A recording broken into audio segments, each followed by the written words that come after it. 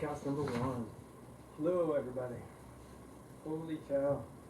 Man, what it takes to make something work these days. Alright, well, Jesus. There's a lot of weird stuff going on in my life and the world.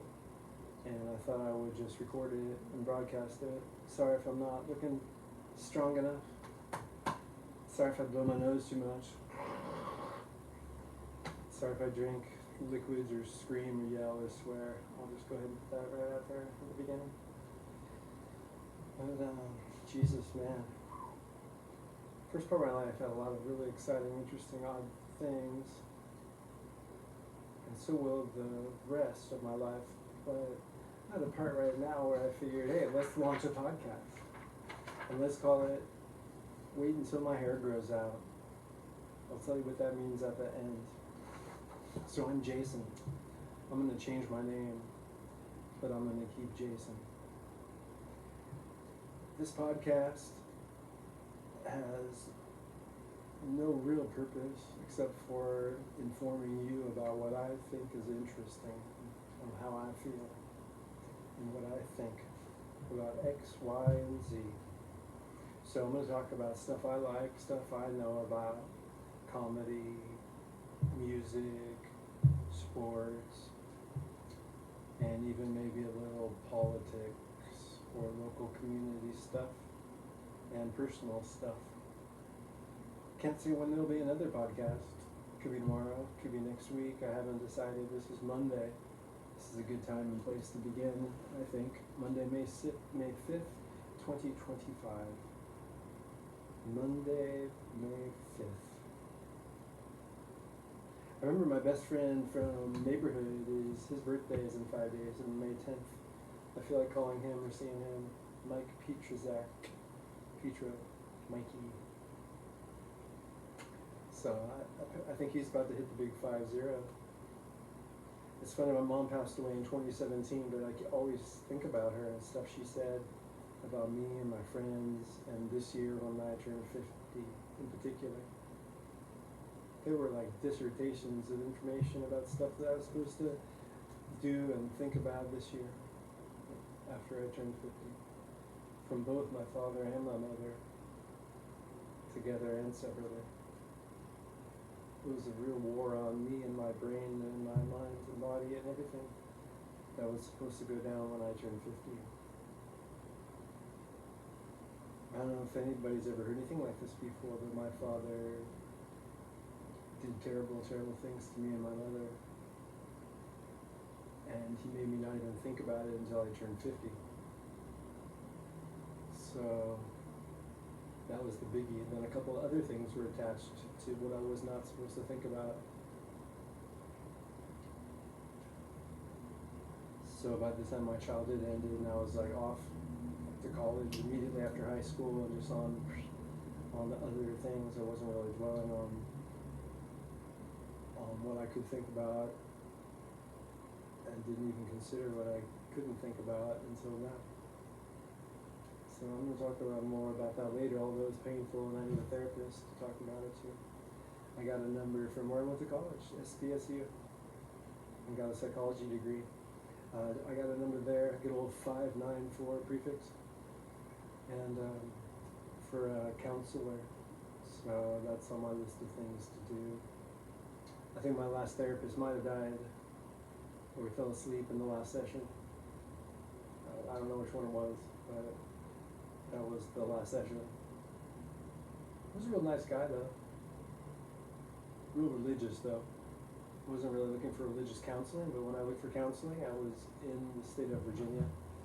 And so I just gave up. Said, yeah, it's probably going to be kind of religious no matter where I get it around here. Or where, North Carolina, I mean, that's where I was, North Carolina. Because I went to go see my great Aunt Dixie's tomb and then I had a breakdown. I remember the abuse that I suffered at the hands of my cousin, and I was sad about my great Aunt Dixie dying and having to see her tomb. So I just couldn't, and it was too much, so I got a therapist for weeks before I even went to visit.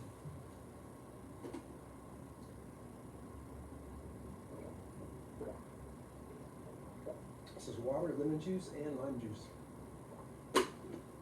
I try to be a teacher. Teach all I can. I published a book today. Yeah. It's kind of sort of a last minute thing, but something I have been considering. Because I wrote a book on improvising for playing guitar, which I will get to here in a minute, I think. But I wrote a book because I was teaching students in San Diego, and I needed a way to teach them how to play in every key and just focus on those notes. So I expanded it for bass and ukulele and commented a bit, and found myself just like photocopying pages like 5 through 19 or something. So this is pages 5 through 19. I renamed it Soloing Made Simple. So instead of improvising made easy, it's called Soloing Made Simple. And just cuts to the chase. That's what I photocopy to use myself, and that's what I ask my students to use when I teach them guitar lessons. Play Guitar USA is my guitar company. It used to be San Diego Music Lessons, and then I took a break, and then I taught in Virginia, and I started Hampton Roads Music Lessons, and I kept teaching lessons as I went back to Hawaii, and I called it Aloha Music Lessons. And then I moved back to the mainland and just called it Play Guitar USA. Yeah, because that's going to work everywhere, and I'm not going to stop playing guitar. So I kind of dialed it in right there, playguitarusa.com. You can email me at jam@, you guessed it, playguitarusa.com. Made a simple website there too, you can check out. And I'm launching a new site here real soon, might as well tell you now, for web hosting and design. If you need a site designed or hosted, let me know. I'm going to launch a site. I'll advertise it on Facebook and wherever. It's called DHA Solutions, Design, Hosting, and Advertising. I've hosted a whole lot of websites and designed a whole lot of websites over the years. And so now I'm going to do it again for, if you got a personal site or business site, it's real cheap and affordable and reliable. And so I'm launching that site on May 15th. And you have access to your own files through FTP. I'm going to get the registration for many years, so it'll be around. And if you want to, first site's $40 a year to host, or $5 a month. And second site is 50% off of that. So you have 2 sites you want to host, it's $60 for a year. And I'll set it all up. Bring your domain name, or we'll get one you want. And your site too, if you got templates or graphics or anything you want on there in particular, we can design it to your tastes and colors or what have you, or just let me do it, and we'll design a good site that you like. I've done all different types of sites. When it got too much to be a job that I wanted to continue doing, I was hosting a man's website that had a downline, and it was great, and it paid well, and it was exciting for a long time. But after that was the last one I wanted to do, because I was on call 24 hours a day with him running new sites, which was awesome. But I don't exactly expect that to happen again, or we'll hire somebody if that happens. And I'll teach them what to do. So do things a little differently this time. If there's too much business, that makes it too frustrating. Yeah. It's a good problem to have, right? If you're self-employed, to have too much business. I own a couple of businesses, so that's one of them.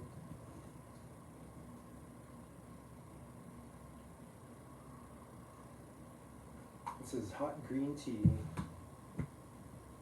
So shout out to comedy, man. Comedy really is a good yin, part of the yin yang in me, because I get stressed and angry for good reasons. And like Saturday Night Live 50th this year, that's a real big one. Yeah, I remember Mom talking about that too.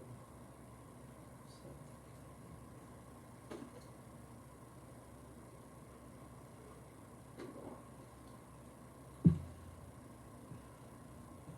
The San Diego Padres are doing well this year. I used to follow them pretty closely and go to the games and stuff.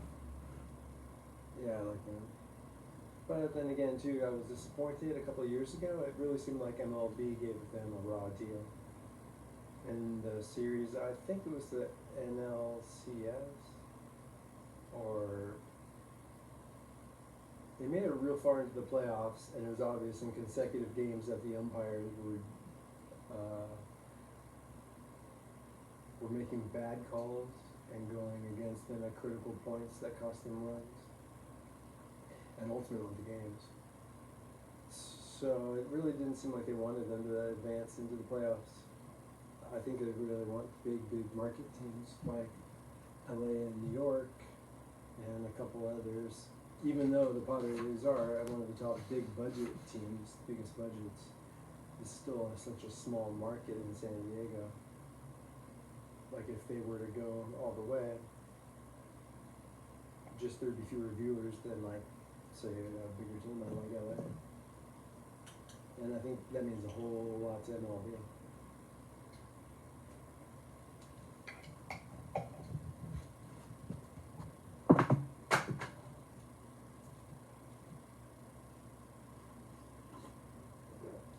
So we're kind of, I don't know. They cheat, I think. I think MLB cheats. Yeah. I think the Padres were recipients of that cheating, so to speak. Yeah, I think the umps really had it in for them. It looked that way.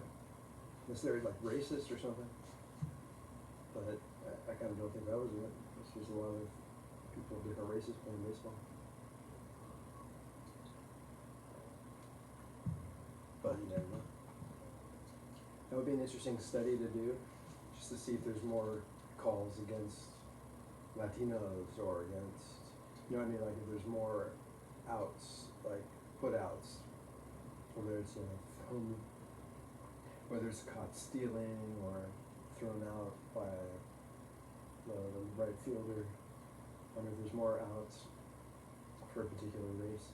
But you'd have to do the math and make it even based on the number of people from each race that are playing, I think. Because that's not equal, obviously. Although it seems to be pretty diverse in baseball now. Especially San Diego. Yeah, it's hard to know. You know, when there's terrible calls that obviously are wrong, like why these people get it wrong. Anyway, one of my favorite comedies is The Daily Show. They seem to get it, or almost get it, which is good. Myers and Colbert, I laugh at, but Colbert is way out to lunch, like CBS Catholic quack kind of thing. And Myers is like the corporate hair on fire, please let me keep talking to you thing. It is what it is, and I can't even listen to ABC Kimmel anymore, and I can't even listen to, who's the other guy? Oh, it's a Fallon on NBC anymore. Jesus Christ. I'm not gonna say why, like give all my reasons, but I think they're pretty obvious. I don't know. Kimmel's Trump jokes are just so stupid that I can't watch or listen. I can't laugh. They're not funny. Fake laughter pisses me off a little bit. Like the arcane laughter button where people aren't really laughing, they're just playing a fake laugh button. Or doing that and holding up a sign in the audience saying laugh or whatever the hell they do. It's just, it ain't funny just because I hear a laugh noise. And that might make it less funny. But Kimmel and his fat little sidekick, both of them are pretty gross looking people. But if I can get over that, which I can, there's just way too many terrible Trump jokes. And obvious bias from where he's coming from. You know, Jesus Christ. And then Fallon Fallon, god damn. He was pretty funny on Saturday Night Live, but he's super, super, super nice, and nobody will ever say anything bad about him that knows him. He'll just fucking do anything for NBC and to laugh, even if it's not real funny. And I think, except the Colbert gene, where it's just like, these people here are laughing, that's all I'm gonna care about. I know this is stupid, it's not that funny, it's weird, it's not gonna play well later. Oh, fuck it, yeah, these people like it, this is my nightclub right now. Kimmel gets cool toys and cool shit and cool people on there. I'm sorry, Fallon does. Yeah, I don't know about Kimmel. I'll never probably watch him again. Well, I like him in the Man Show. A long time ago. That other dude, he's still doing stuff. I'm following the guy from the Man Show, but not Kimmel, the other guy. Adam Carolla.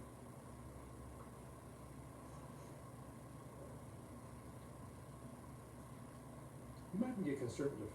You might be considered conservative.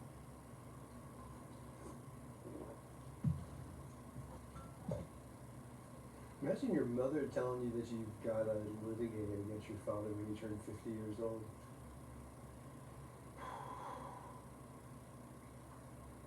Imagine just like being dumped on constantly by two people with all their weird stuff about what you got to do and should do and can't do when you turn 50 years old and until you turn 50 years old. And you're not even supposed to think about a chunk of it, and you don't. And you don't tell another human soul about any of it at all. Or animal, or ghost.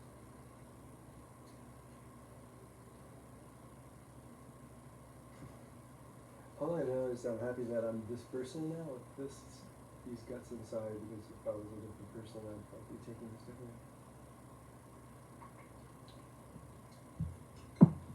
Like not dealing with it as well. I don't like booze. I don't have terrible habits or whatever. I don't have gambling habits, drug habits.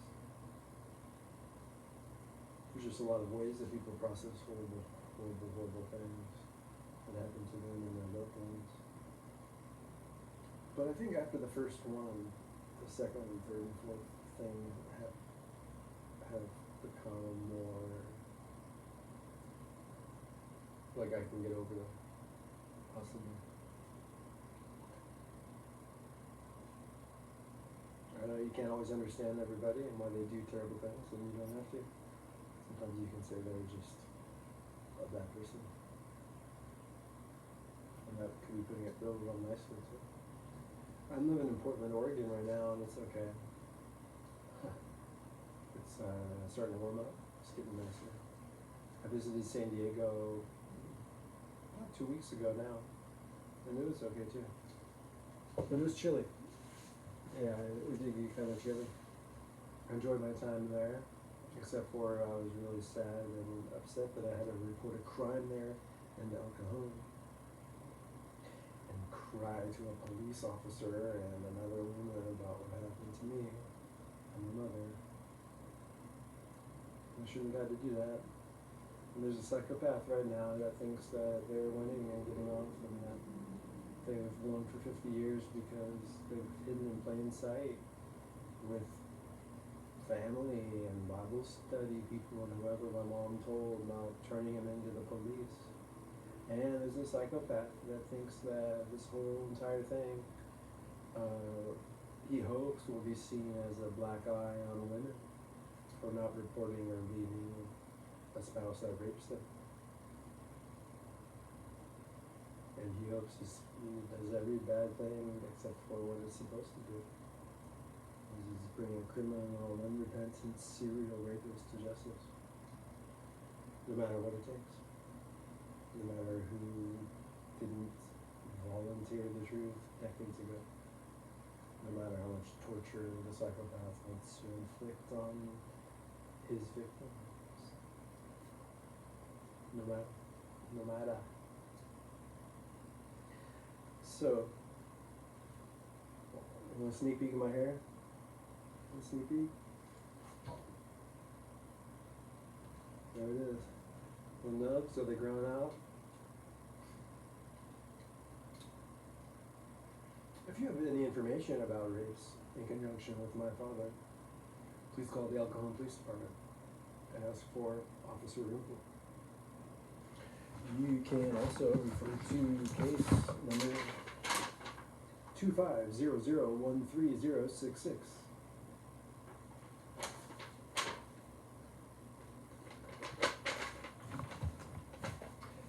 According to them, an investigator will be assigned the case this week. I've already added to the case multiple times. And when this investigator takes it, I hope to speak to them and assist them any way that I can. On the phone number, in case you just need it right here, right now, is 619-579-3311.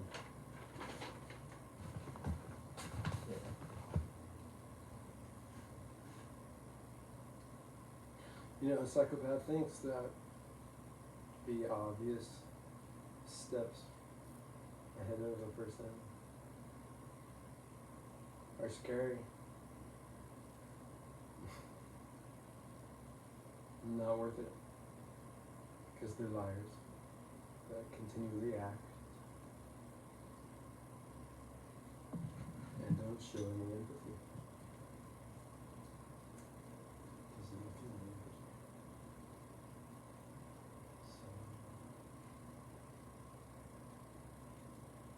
So it's pretty good stuff. Italian organic honey. And I think it just went down in price, about $20 too. I got 6 about 10-ounce jars, 10.5 8-ounce jars for about $60. And they used to be about $80. So good deal. I'm in a studio apartment now. I think I just got the lights right. I got some halogen lights. I just recovered over some really bad illnesses. My shoulders look off to you. This shoulder has fallen out of socket throughout my life due to some trauma, mainly before a football injury and after, as it repaired. Like my shirt? Whoa.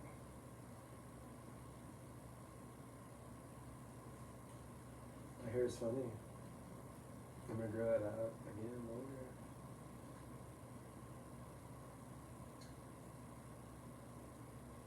Anyways, on a slightly different issue, and I don't expect anybody to understand this, at least if they have not been in the military, but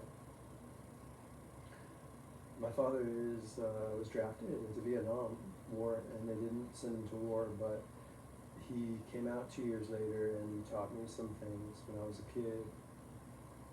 Not the combat things, but more the health things. Part of it was he was just paranoid that he was going to get sick, but me and my mom were going to make him sick. And so he wanted to teach us all of the hygienic type things that he learned. That was part of it. And then there's also kind of a disease, not prevention, but treatment plan too.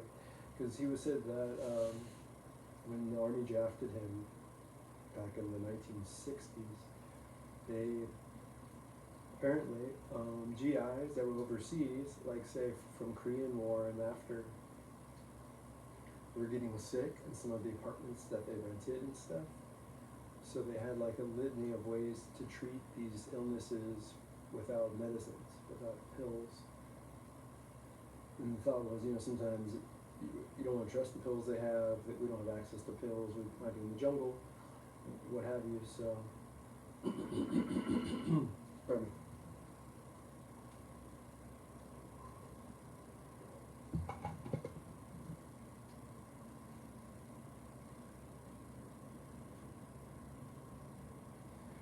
So I learned some ways, natural ways, like use herbs and plants and things to treat illnesses and different combinations of them and different timings, and what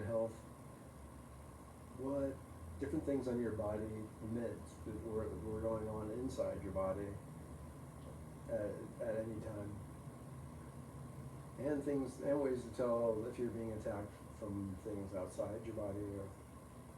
So like over the last year in particular, I started using that criteria in Hawaii last year, and starting about in July, maybe a little before, or a little. July, I was supposed to take a trip to get my teeth cleaning, inter-island trip, and I canceled it because my devices were hacked and I was ill too. And it was about then that I started remembering the training and everything for some reason, and putting it into effect.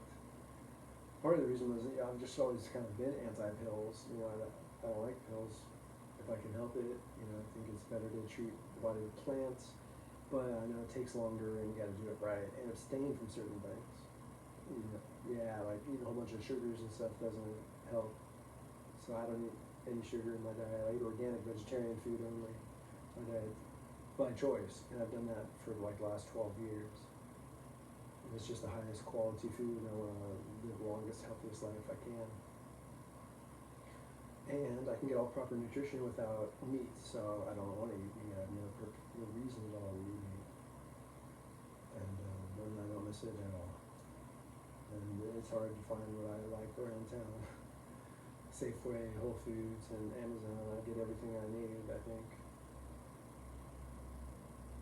And that's just the way it is. Maybe I like to start an organic restaurant one day or something. That'd be exciting.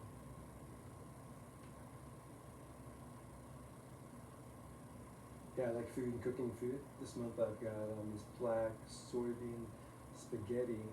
Everything's organic that I eat, certified. So I won't say that over and over and over. But this pasta is really good. It comes from China. I wonder if that's going to be interrupted or stopped, or it's going to cost more.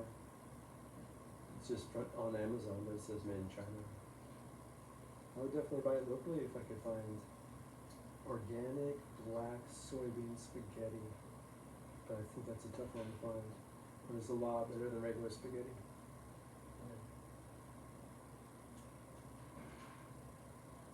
So I like eating that with pasta sauce from a glass container, and then throwing in some green onions and maybe some garlic also, and salt and pepper.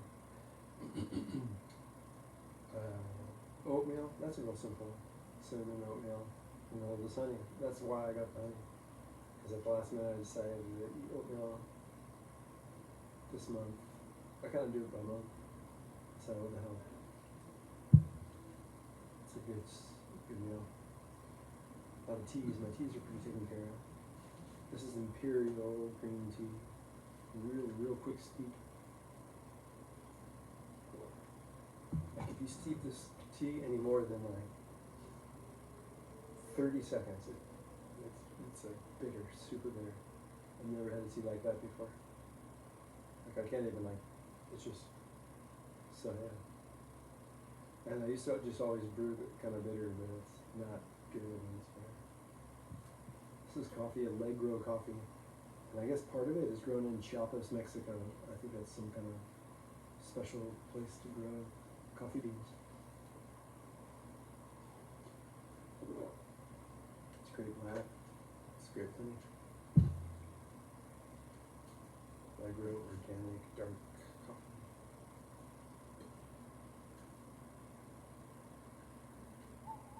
Listening to AM radio later. That's always good. Yeah, usually classical music is the best. I used to listen to classical a lot when I was a kid. Or not a lot, but sometimes. That's when I first heard it. I did an experiment and play music with plants.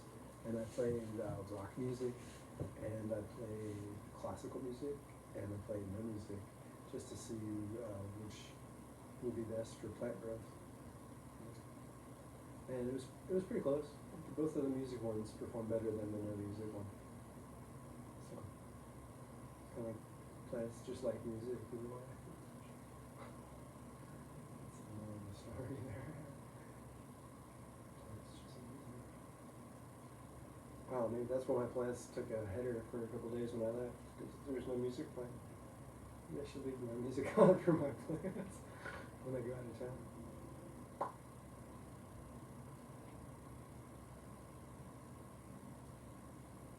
Anyways, that's pretty much all the things I had here on this list that I was going to say.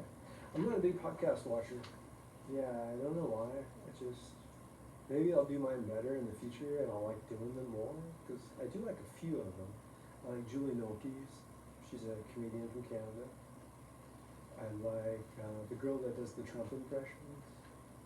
Well, I like, let's see, I like about Julie, she plays all these different characters, and she's always emotional and funny and kind of witty. She kind of gives me an insight into Canada a little bit. Maybe. I think there's one called 22 Minutes, or 23 Minutes. Yeah, it's a Canadian comedy troupe that is fun. I like it.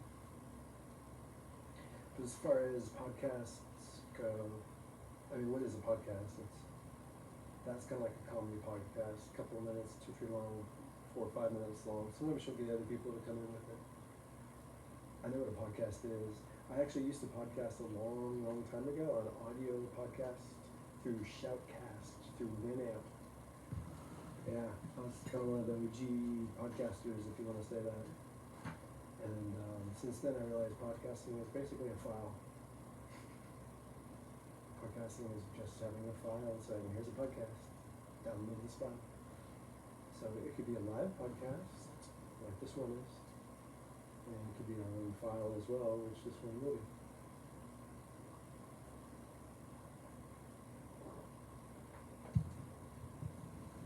I'm excited that I'm teaching a kid guitar lessons that's writing an album.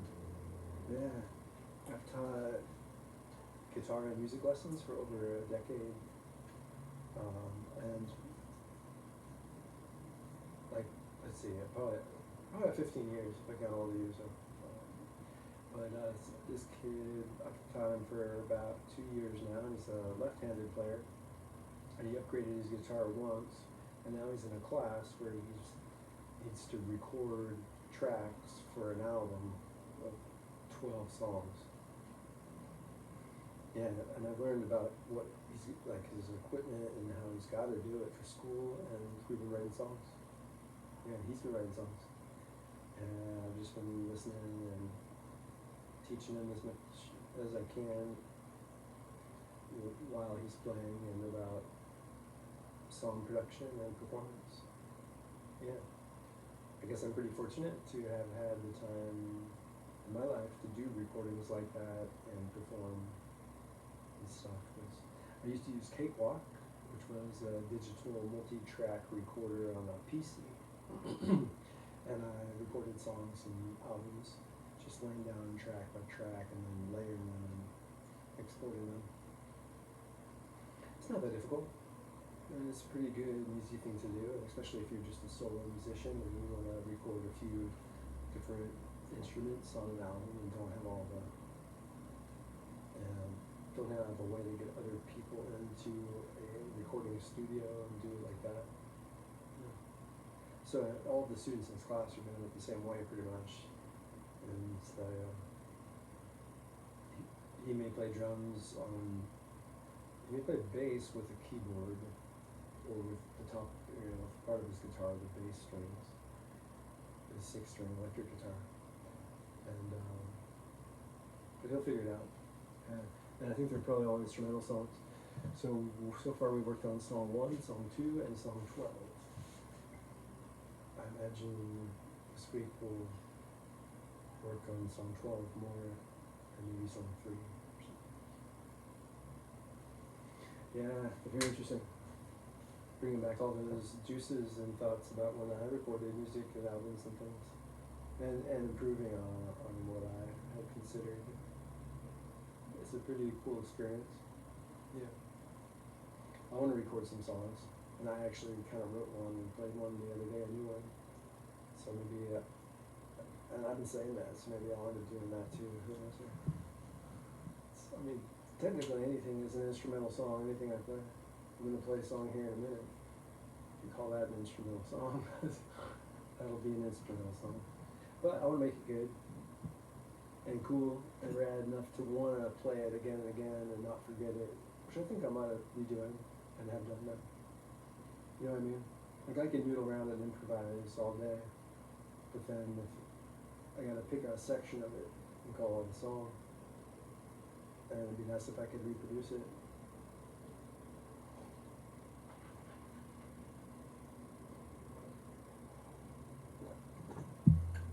So yeah, I'm better after these illnesses in a way, these stupid illnesses. I think when I was living off the grid, I got an infection, and so I started treating it in Hawaii, and then I came here to Portland and finished treating it here. It's quite a relief to get healthy and feel better. And you know, I did see a doctor here a month ago, and he thought it was healed up. I thought it was. I didn't know. I wanted him to take a look at my lungs and my everything, my body. So he took a peek, and it gave me some peace of mind that I'm a lot better than I thought I could be. I was kind of about a turning point then. I think that's when I was actually starting to get a little better. And I didn't want to be fooling myself, and I just wanted a snapshot in time and some objectivity when it came to my health at that moment. And so yeah.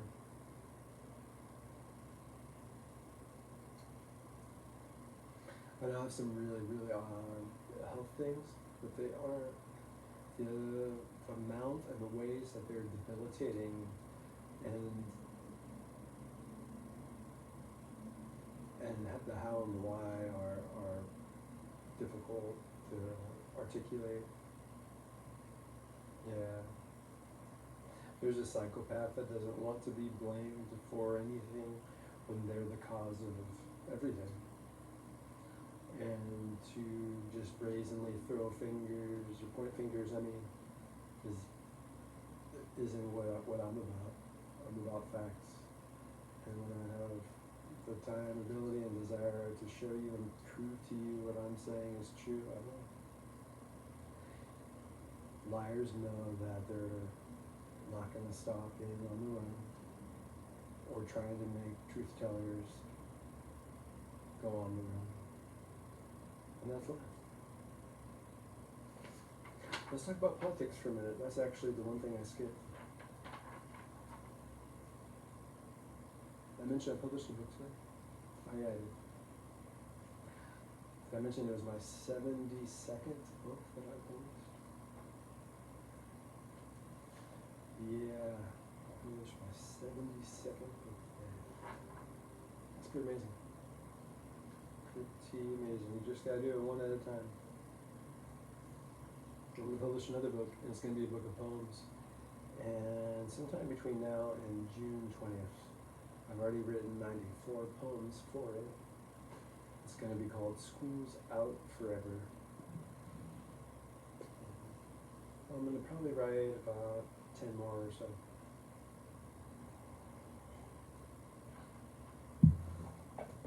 Feels like it's done. Not quite done, but almost done. It's a good book. I have published or written over 2,600 poems in 35 books. That'll be my 36th book of poetry.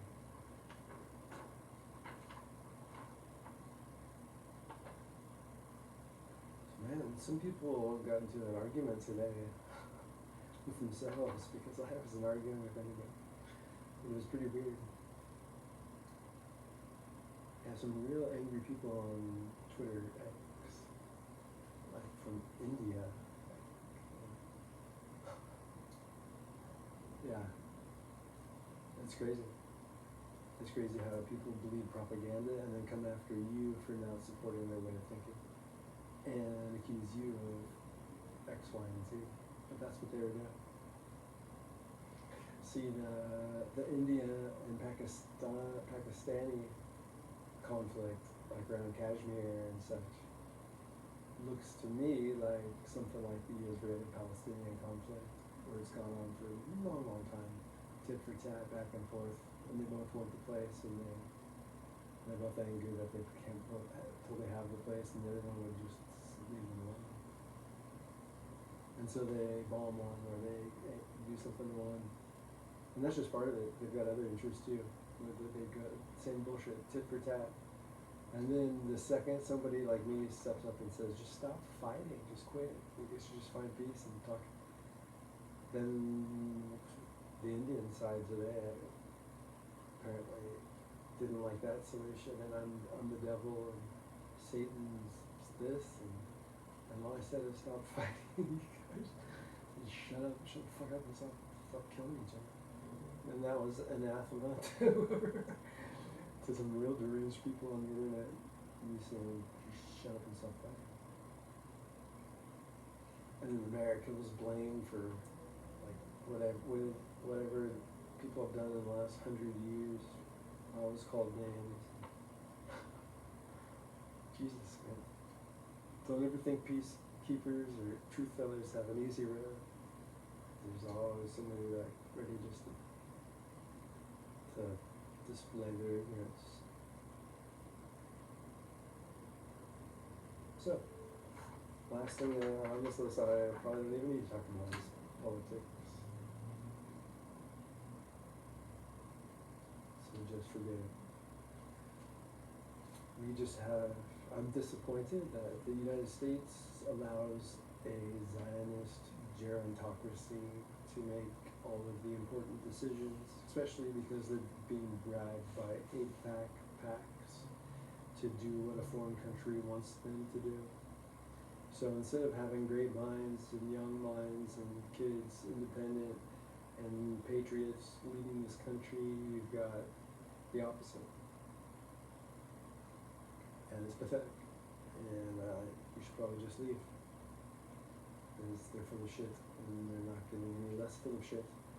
And the legacy parties keep electing people that are full of shit and want to be bribed or will be bribed and don't have the integrity to say no and put America first, literally. So it's all a little shit. I'm sure every country has big issues and things, or problems as well. So like leaving doesn't necessarily solve all of the problems. But these people don't seem like they want to solve these problems. It's really sad and angering and pathetic because the people with the power act like they don't have the power to do what they should do, so they just do what they shouldn't do. They have just enough power to do the wrong thing, not enough power to do the right thing. Always. No matter which party it is, which year it is, it's always the case.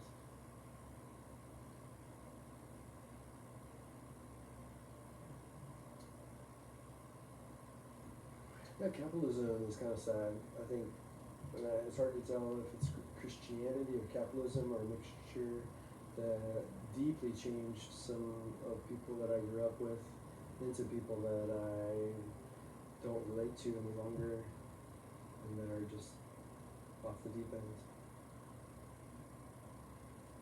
Yeah, it's a shame because I judge everybody on their own merit. I'm a teacher that teaches everybody, but I do recognize that some people that I thought were really awesome people when I was younger seem now to be really just out there, closed-minded, stuck in a loop with lies they're going to hang on to like the truth.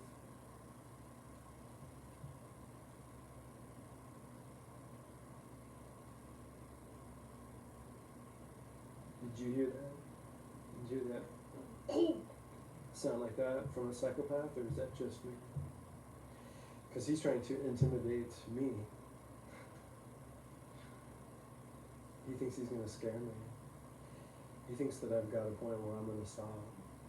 That I'm gonna go, oh, can't get justice. Guess I'm done.